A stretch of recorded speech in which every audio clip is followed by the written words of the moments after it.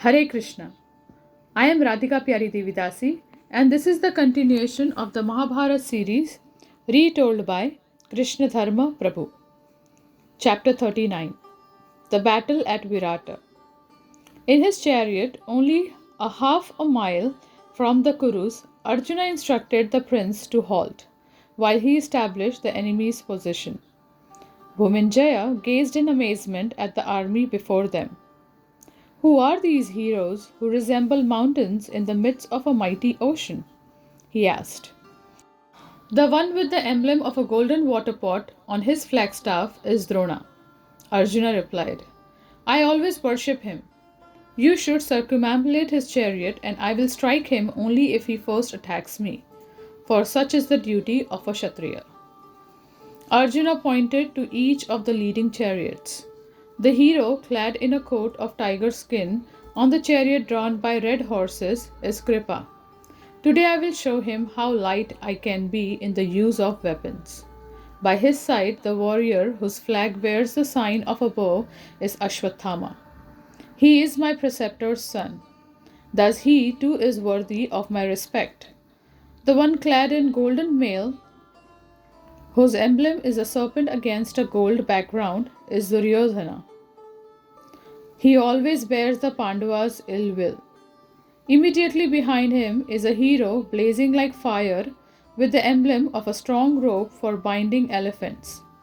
That is the wicked-minded Krsna. Be careful when you approach him, for he always challenges me to fight. Arjuna pointed towards the chariot which stood just behind the four he had already named. This great hero, whose flag is blue and emblazoned with golden palmyra and 5 stars, and who is shielded by a white umbrella, is Shantanu's son Bhishma, our grandfather.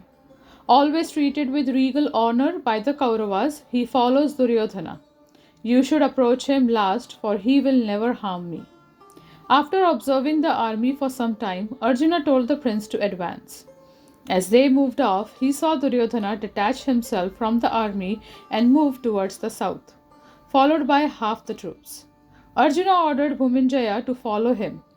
I will engage with Duryodhana, for if he is overpowered, then our purpose will be accomplished. Arjuna then sent arrows towards his 3 elders who faced him on the battlefield. Kripa, observing Arjuna's chariot change direction, immediately understood his intention. Quickly, move to intercept the Pandava, he shouted. What will we do with the Matsya's vast wealth if Duryodhana were to sink like a whole boat in the Partha water? Arjuna released hundreds of thousands of arrows, and they covered the Kuru forces like a swarm of locusts. The warriors could not see anything, and they became confused. Being unable even to flee, they praised Arjuna's prowess. The earth and sky resounded with the twang of the Gandiva and the blast of Arjuna's conch shell. Virata's son maneuvered the chariot dexterously and cut off Duryodhana, preventing him from escaping with the cows. As Arjuna closed upon Duryodhana, the cows began to run back towards the city. Duryodhana quickly came back to the side of the other Kuru leaders. After saving the Matsya cows, Arjuna said, Let us leave the cowardly Duryodhana for now. He has fled for his life. I know the wretched Krsna desires to fight with me, even as one elephant fights with another. Seek him out, O prince, and I'll curb his pride. He has grown insolent due to the protection Duryodhana has afforded him. The prince swung the chariot around and raced into the center of the battlefield, from where he could see all the leading Kurus. 4 of Duryodhana's brothers came forward and confronted Arjuna. They sent their arrows towards him in steady waves, but Bhuminjaya avoided the falling shafts by his skillful driving. At the same time, Arjuna shot his own blazing arrows, which covered the Kaurava chariots. The Pandava, remembering Bhima's vow to kill all of Dhritarashtra's sons, avoided slaying any of them. Other mighty warriors rushed at Arjuna, roaring and releasing showers of weapons. One, a king named Shatruntapa, assailed him with such force that he checked the movement of his chariot. Arjuna disappeared beneath a hail of arrows as Shatruntapa fought with fury. Wounded by the assault, Arjuna blazed up in anger. He drew the Gandiva back to his ear and fired 5 deadly arrows that killed Shatruntapa's 4 horses and his charioteer. With 10 more straight flying shafts, he tore off the king's armor along with his arms and head. Shatruntapa fell to the earth like a mountain peak struck down by a thunderbolt. Arjuna turned towards the other Kuru fighters who were closing in on him. He seemed to be dancing in his chariot as he released his gold-plumed arrows. Long lines of shafts were seen to fly from Arjuna in all directions. As he moved among the Kuru army, he appeared like a forest fire consuming dry wood at the end of summer. The battlefield presented a dreadful scene with the mangled bodies of warriors and animals strewn about. Elephants screamed and horses whinnied in terror. The roars of the fighters and the blast of conch shells and trumpets added to the clamor. Above all these sounds rose Hanuman's terrible cries from Arjuna's standard. As Arjuna's chariot approached Karna, Arjuna was attacked by Karna's brother. Arjuna at once killed his horses and with a crescent-tipped arrow beheaded the warrior right in front of Karna. Seeing his brother fall like a palm tree cut at its root, Karna was infuriated. He rushed at the Pandava with a great shout. With 12 arrows he wounded both Arjuna and Bhuminjaya, as well as all of his horses. Arjuna assailed Karna with full force, like Garuda falling upon a serpent. The other Kurus, seeing an encounter about to take place between the two heroes, stood back to watch. Arjuna sent a thick shower of arrows towards Karna, but Karna baffled the shafts with its own. He counterattacked Arjuna with thousands of arrows. With his bright armor and flashing steel arrows, Karna seemed like a fire standing forth showers of sparks. Seeing Karna holding Arjuna off, the other Kuru fighters cheered him on. They clapped their hands and blew their conches. Arjuna could not tolerate hearing such praise and he fought with redoubled strength. Both combatants sent hundreds of thousands of arrows at each other. To those watching it seemed like the sun and moon were contending behind black clouds. Karna repeatedly attempted to kill Arjuna's horses and charioteer, but the Pandava checked Karna's arrows with his own every time. The two fighters fired arrows with blinding speed, their hands hardly visible as they worked their bows. Karna sent a non-stop stream of shafts that resembled the sun's rays shining on the earth. Gradually, however, Arjuna gained an edge over his opponent.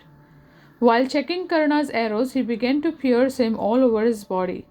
With fleet arrows, he wounded Karna in the arms, thighs, breast, and head. Without his natural coat of impenetrable armor, Karna was hurt badly by Arjuna's attack. Finally, he turned away from the fight and fled like one elephant defeated by another. When Karna retreated, the other Kurus, headed by Duryodhana, came to attack Arjuna. Without flagging, Arjuna cheerfully met their attack. He displayed various celestial weapons and filled the entire sky with arrows. No part of the battlefield occupied by the Kurus was visible as Arjuna's arrows rained down. It was impossible to even look at the Pandava in his anger. He seemed like the fire at the end of the cosmic manifestation. As Arjuna fought like a superhuman being, he created havoc among his foes. His arrows only fell where they were aimed, and his bow was always bent into a circle. The Kuru army fell back in terror. The soldiers worshipping Arjuna in their minds, horses and elephants that were not slain ran in all directions. Smashed chariots lay everywhere, with the bodies of their drivers and warriors lying prostrate nearby. In the sky, the gods, Gandharvas, Siddhas, and Rishis assembled to watch Arjuna fight. The fragrance of their celestial garlands spread across the battlefield as if the trees had blossomed in spring. Their clothes, ornaments, and shining conveyances lit up the region with a brilliant luster. The sky was ablaze. It was beautiful to behold. In the midst of all the celestials stood Indra, looking with affection at his son. Arjuna looked around at the routed army and saw Drona. Feeling affection for his teacher, he ordered Virata's son to drive the chariot towards him. O Prince, Drona is always worthy of my worship. In intelligence, he resembles Shukra, the guru of the demons, and in his knowledge of morality, he is no less than Brihaspati. He has studied all the Vedas, and the science of archery resides within him. He is always ornamented by forgiveness, self control, truthfulness, and compassion. I desire to fight with him, so advance with caution. The prince urged on the horses, and Arjuna blew his conch. Drona saw him coming and took out his own conch, giving it a mighty blast. The conches sounded together like 1,000 trumpets. Drona's red horses rose up and drew his chariot quickly forward. Seeing his preceptor approach, Arjuna was joyful. Placing his bow by his side, he called out, O gentle one, we have completed our term of exile in the forest, and now we wish to exact our revenge. You should not be angry with us. O irrepressible hero, I will not strike you unless you attack first. Drona smiled at his favorite disciple. Without replying, he raised his gold-plated bow and discharged more than 20 shafts. Arjuna instantly raised his own bow and countered his arrows with astonishing speed. Drona covered Arjuna's chariot on all sides with thousands of arrows. Bhuminjaya swiftly turned the chariot and dropped away from Drona as Arjuna dexterously cut down his arrows. Both fighters invoked celestial weapons and spread a network of arrows that amazed the watching Kuru soldiers. Other weapons began to appear on the battlefield as the two combatants chanted mantras sacred to various deities. Firebrands and blazing discuses were hurled from Drona's bow, but Arjuna struck them all down. He sent an even greater number of long-shafted arrows towards his preceptor. Drona, smiling all the while, cut down all those arrows in mid-flight.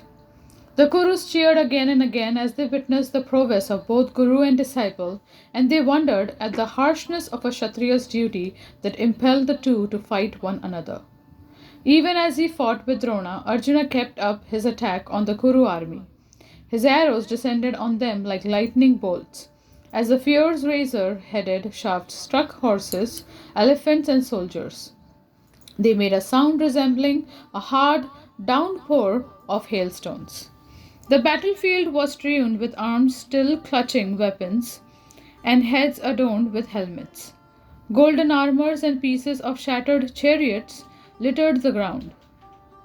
The screams of terrified soldiers filled the air as Arjuna maintained his assault. Feeling affection for his disciple, Drona displayed only some of his power. He held off Arjuna's attack on himself and sent a barrage of golden feathered arrows back at him. His shafts traveled towards Arjuna in rows, their feathers touching. Arjuna responded by releasing so many arrows that Drona and his chariot became invisible. Those observing Arjuna could not discern any interval between his taking up arrows, placing them on his bow, and then firing them. Even Indra, watching from the heavens, was wonderstruck. Drona was totally enveloped in a thick mass of arrows that fell continuously upon him. Seeing this, the Kurus cried out, Alas! Ashwatthama was infuriated and he rushed at Arjuna, bellowing out a challenge. The Pandava turned towards him and offered Drona a chance to retreat. Ashwatthama, highly skilled in battle, sent an arrow that cut Arjuna's ever-twanging bowstring. The deities in the sky, beholding this superhuman feat, exclaimed, Well done! Bravo! Ashwatthama succeeded in wounding Arjuna with a number of sharp-pointed shafts decked with kanka feathers. Arjuna laughed and restrung his bow. A furious fight ensued between the disciple and the son of Drona, which made the hairs of the heroes who were watching stand erect. It resembled a clash between two maddened elephants. They struck one another with burning arrows that looked like serpents hissing through the air. But Ashwatthama's arrows quickly became exhausted as Arjuna fought on, his own supply being inexhaustible by the fire god's boon. As Ashwatthama withdrew from the fight, Krsna returned and twanged his bowstring with a crash like thunder. Arjuna gazed at him with coppery red eyes. Hoping to kill him, he fired thousands of arrows in his direction. He then called out, O Krsna, the time has come for you to make good your boastful words.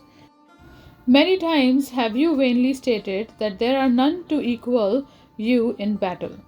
Fighting with me today, you will know your own strength and will never again disregard others.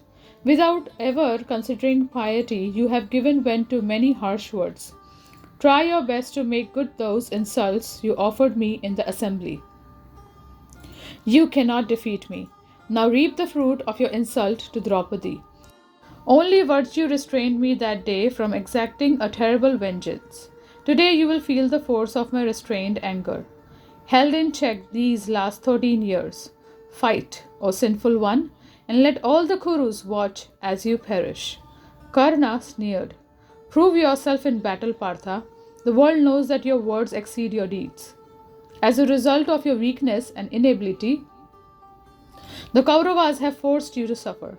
Do not bother to make excuses. Now we will all see your power when I strike you with my irresistible weapons. Even if Indra himself came to fight on your behalf, you would not escape. Arjuna was derisive. You have always fled from me, and thus you will still live to utter these empty words. Even today, when you saw your brother slain, you fled. What power were you showing then? Bending the Gandiva into a semicircle, Arjuna quickly fired dozens of armor-piercing arrows that shone like fire.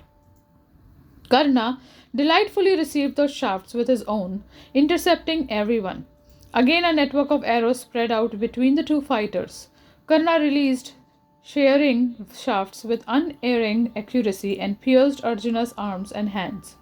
Unable to tolerate the attack, Arjuna cut Karna's bowstring with a crescent-headed arrow. Karna replied with a number of arrows that made Arjuna lose hold of the Gandiva. Quickly regaining his composure, Arjuna sent razor-headed shafts at Karna, which cut his bow to pieces. Karna took up a fresh bow and released a fierce steel arrow resembling a lance. But Arjuna struck it down even as it left Karna's bow. 5 or 6 powerful fighters came up to support Karna, but Arjuna slew them all. The Pandava drew his bow back to his ear and fired 4 steel shafts that killed Karna's horses. With another powerful arrow, he struck Karna on the breast, making a sound like an explosion. The arrow pierced Karna's armor and penetrated into his body. He lost consciousness and fell sideways in his chariot, whereupon he was quickly taken onto another chariot by his charioteer and carried away.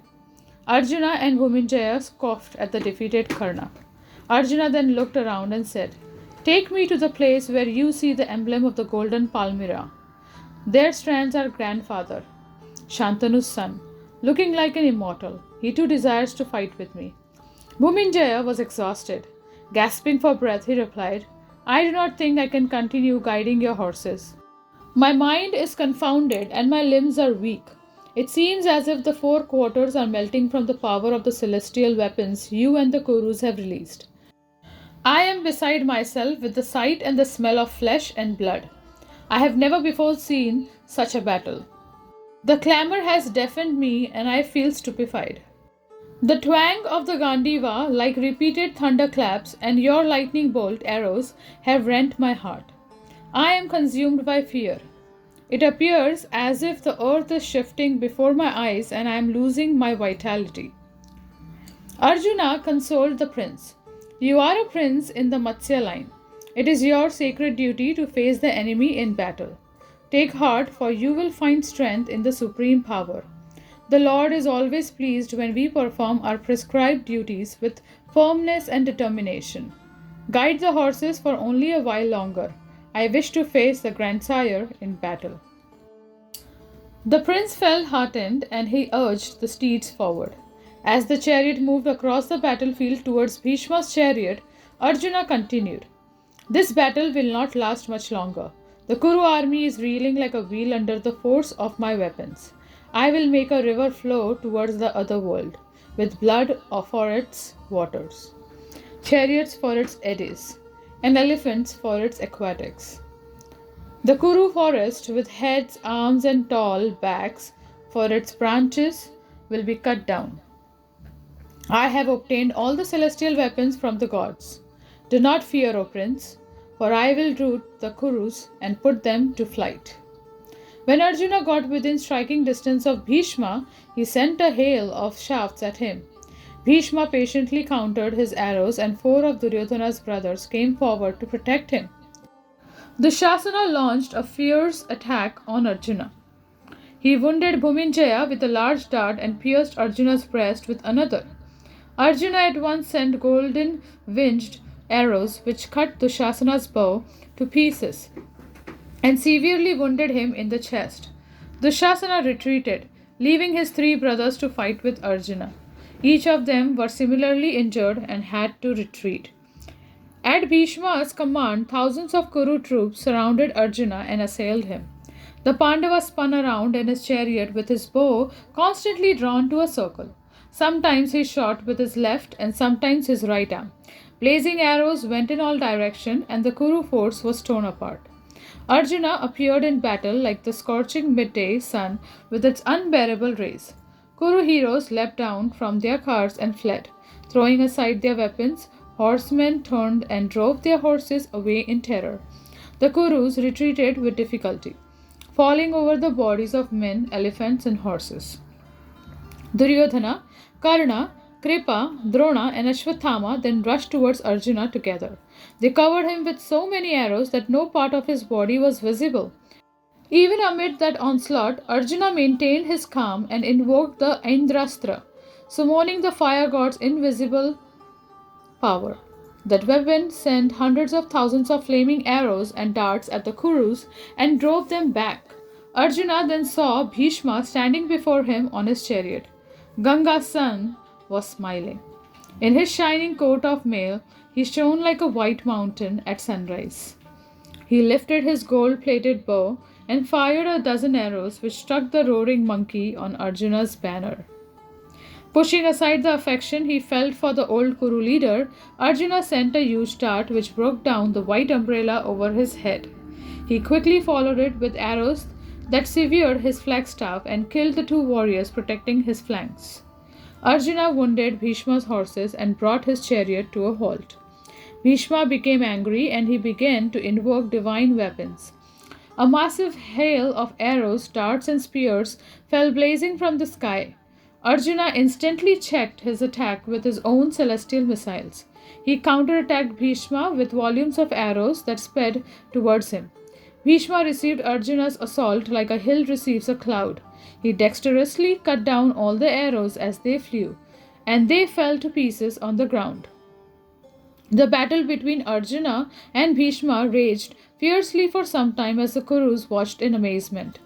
It seemed as if Indra were contending with Bali, the Asura king.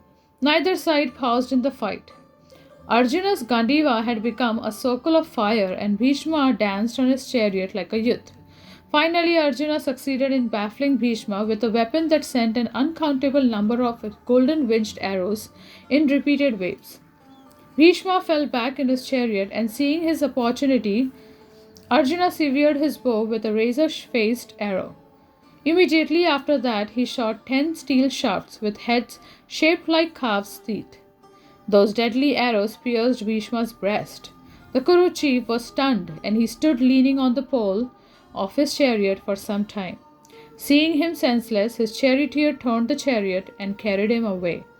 Most of the Kuru army had been overpowered and, if not slain, had fled. Only a few of their heroes still stood on the battlefield. Duryodhana, burning with anger and humiliation, brought his chariot before Arjuna. He threw a golden dart that struck Arjuna on the forehead. Blood gushed from his wound, and the son of Kunti looked like a mountain giving forth a stream of red lava. Arjuna struck Duryodhana with arrows that stung like poisonous snakes. The 2 cousins fought furiously, using all their martial skills. Duryodhana's brother Vikarna came to support him on an elephant. He drove the beast towards Arjuna's chariot, intending to crush him underfoot. But Arjuna bent the Gandiva into a full circle and fired an iron arrow that hit the elephant on the forehead. The arrow penetrated the elephant's head up to the feathers, and the beast fell screaming to the ground. Vikarna leapt clear and, terrified, ran a full 800 paces to his brother Vivingsati's chariot. Arjuna released a similar arrow that struck Duryodhana full on the chest. The Kaurava prince fell to his knees and vomited blood. His shining armor bent and pierced. Seeing himself standing alone against Arjuna, Duryodhana ordered his charioteer to retreat. Arjuna laughed and called after him, "Why do you flee, O hero? How are you renouncing your fame and glory? Why are your trumpets not blown in the same way as they were when you first left Hastinapura? Know me to be Yudhishthira's obedient servant and Kunti's third son. Remembering the conduct of kings, turn back and show me your face, O mighty armed one." Duryodhana and his brothers continued to flee. They completely abandoned their attempts to steal the Matsya's wealth. Remembering his promise to the Matsya ladies, Arjuna went around the battlefield and took the costly robes from the fallen Kuru warriors. As they made their way back to the city, Arjuna said, "You are the only person who is aware of my true identity. It may be wise to keep this information secret for a little while longer. You should tell your father that it was you who routed the Kurus." Arjuna wanted to wait for Yudhishthira to decide the exact moment for them to reveal their identities. Understanding this, Bhuminjaya replied, "I would not have had the power to achieve what you have achieved today, O Savyasachin, but I will not disclose your identity until you give me your permission." Arjuna had the prince take the chariot back to the cremation ground. When they arrived, Arjuna folded his palms towards Hanuman on his banner. The monkey flew up into the sky and vanished, and Arjuna hoisted the prince's lion banner again. He replaced his weapons in the bundle high in the Swami tree. Then, taking his place as the chariot's driver, they headed back towards the city. Thus ends 39th chapter of the Mahabharat series, The Battle at Virata. Thank you very much. Hare Krishna.